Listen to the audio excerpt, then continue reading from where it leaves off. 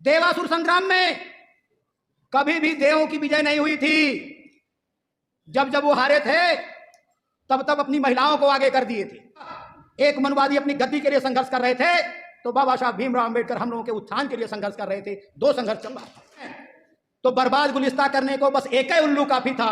जब हर डाल पे, हर संविधान की डाल पे उल्लू बैठे हों तो इल्जाम गुलिस्ता क्या होगा। ये जो सब्जेक्ट है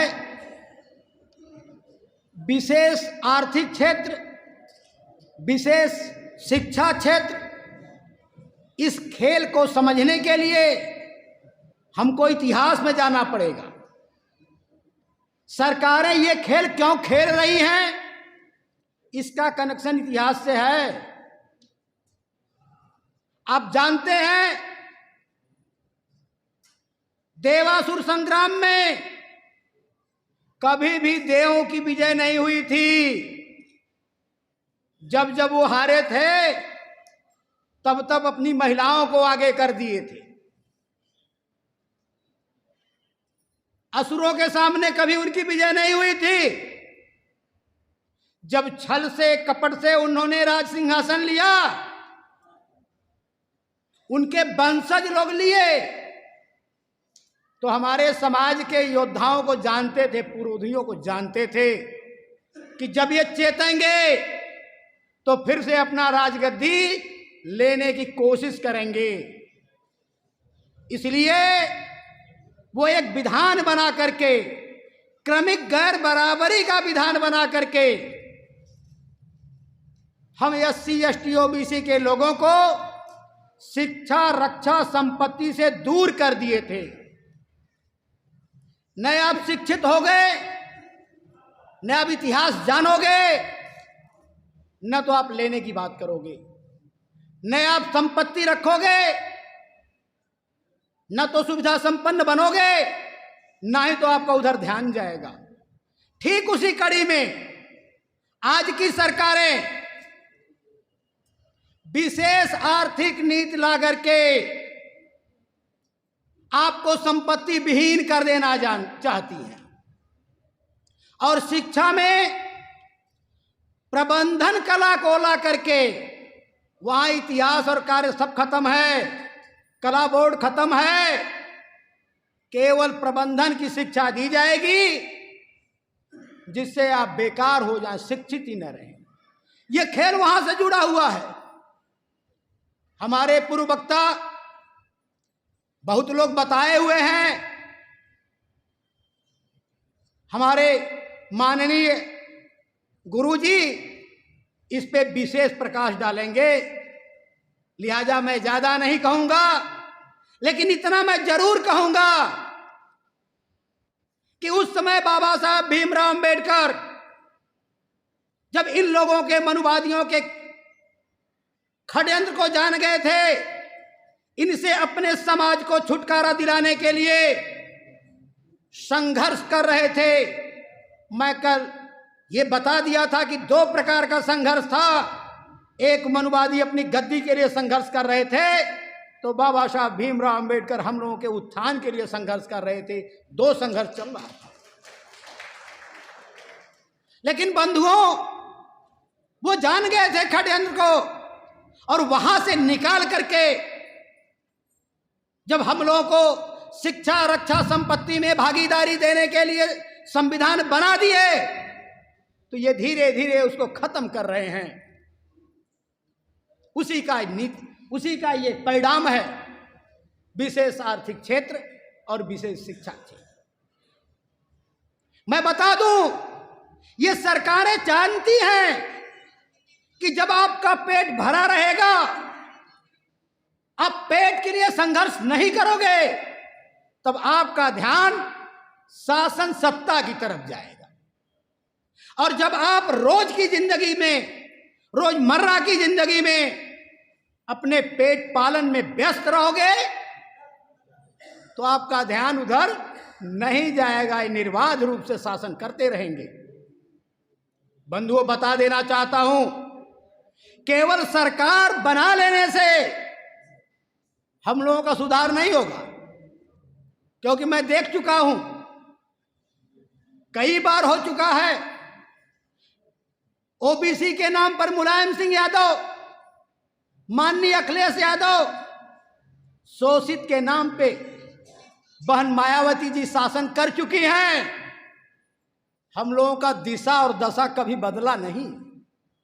अगर बदला हो तो आप लोग जानते होंगे, देखे होंगे।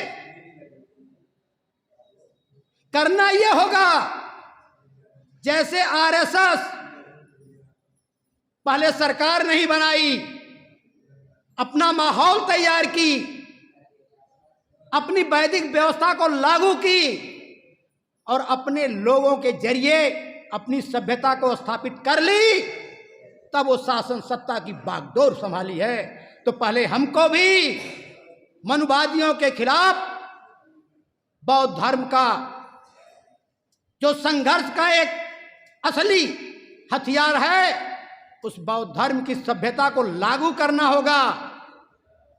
तब जाकर के अगर हम सत्ता में आएंगे तब हमारा विकास होगा। अन्यथा उसी तरह कि बिना रोग की जड़ जाने दवा दे दी जाएगी तो कुछ दिन तो आराम रहेगा, लेकिन फिर से रोग उत्पन्न हो जाएगा। तो हमें अभी सामाजिक क्रांति की जरूरत है। जब सामाजिक क्रांति पूरी हो जाए, समाज हमारा उस दिशा में चला जाए, तब मुझे शासन सत्ता की ओर निगाह करनी चाहिए।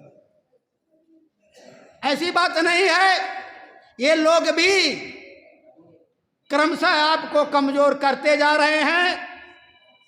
बाबा साहब भीमराव अम्बेडकर द्वारा दिया गया संविधान समय समय पर खत्म करते जा रहे हैं। लोकतंत्र के 4 मजबूत स्तंभ बाबा साहब ने दिया था, लेकिन चारों स्तंभ की स्थिति क्या है?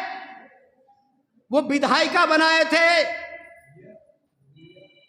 कि संसद में जाकर के, विधानसभा में जाकर के हमारे प्रतिनिधि लोग अपने लोगों के लिए कानून बनाएंगे। वो प्रतिनिधि चाहते थे, क्योंकि इसकी चर्चा जो है संविधान सभा में हो चुकी थी। पंडित जवाहरलाल नेहरू चाहते थे कि हमारा संसद और विधायिका दक्ष विधायिका हो, दक्ष सरकार मिले, यानी पढ़े लिखे लोग जाएं। लेकिन बाबा साहब भीमराव अम्बेडकर कहते थे नहीं, क्योंकि हमको तो पढ़ने लिखने का अधिकार नहीं था।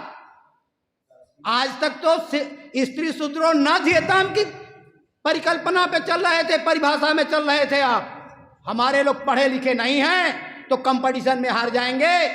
इसलिए हमको प्रतिनिधि सरकार चाहिए।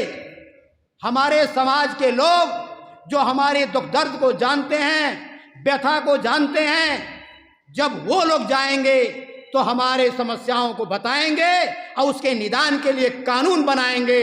लेकिन आज क्या है? आज वो प्रतिनिधि जो संसद और विधानसभा में बैठ करके हमारे अच्छे भविष्य के लिए, खुशहाल भविष्य के लिए कानून बनाना चाहिए, आज वो अपने लिए राशि का विधान पास करके नाली, खड़ंजा, चक्रोड बना रहे हैं। बंधु आप बताइए, इसका इंजीनियर अलग होता है कि सड़क बनाने के लिए कितना तारकोल होना चाहिए, कितनी गिट्टी होनी चाहिए, कितना सीमेंट होना चाहिए, और जिसकी मजबूती इतने दिनों तक चलेगी। क्या हमारे ये सांसद और विधायक जान पाएंगे? नहीं जान पाएंगे। तो ये हमारे खुशहाली के लिए कानून तो नहीं बना रहे हैं, अपना और अपने परिवार की खुशहाली के लिए सड़क का ठेका जरूर ले रहे हैं, नाली का ठेका जरूर ले रहे हैं, और हो न हो अब शौचालय साफ करने का भी ठेका लेने लगे। ये विधायिका की हालत है। कार्यपालिका, विधायिका ही कार्यपालिका का संचालन करती है। सरकार की जो मंशा होती है कार्यपालिका वही करती है। लेकिन कमोवेश आप देखेंगे जो संवैधानिक संस्थाएं हैं, प्रशासनिक संस्थाएं हैं, उसमें हमारे लोग नगण्य हैं, हमारे लोग है ही नहीं हैं। और जो हैं वो तीतर गुलाम हैं, तीतर गुलाम हैं। वो हमारा काम नहीं करते हैं, वो अपने आका लोगों का कहा हुआ काम करते हैं। तो अगर विधायिका भ्रष्ट है तो कार्यपालिका ठीक उसी नक्शे कदम पे भ्रष्ट होगी। और तो और एक खेल अजीब गरीब है, जो तीसरा स्तंभ है न्यायपालिका का। न्यायपालिका का खेल अजीबो गरीब है। संकेत हो गया है। मैं अपनी बारी को विराम देने के पहले मैं इस वक्त सेंटेंस को पूरा कर देना चाहता हूं कि एक मुकदमे में सुप्रीम कोर्ट रामायण और राम को काल्पनिक कहती है, दूसरे मुकदमे में बिना किसी साक्ष्य के, बिना किसी सबूत के मंदिर बनाने का निर्णय देती है। पत्रकारिता अपना काम न करके धनिया मिर्च मसाला पाउडर बेचने लगी है।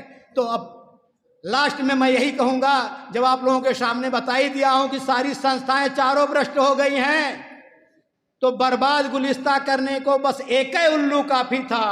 जब हर डाल पे, हर संविधान की डाल पे उल्लू बैठे हों तो इल्जाम गुलिस्ता क्या होगा। इन्हीं शब्दों के साथ अपनी बारी को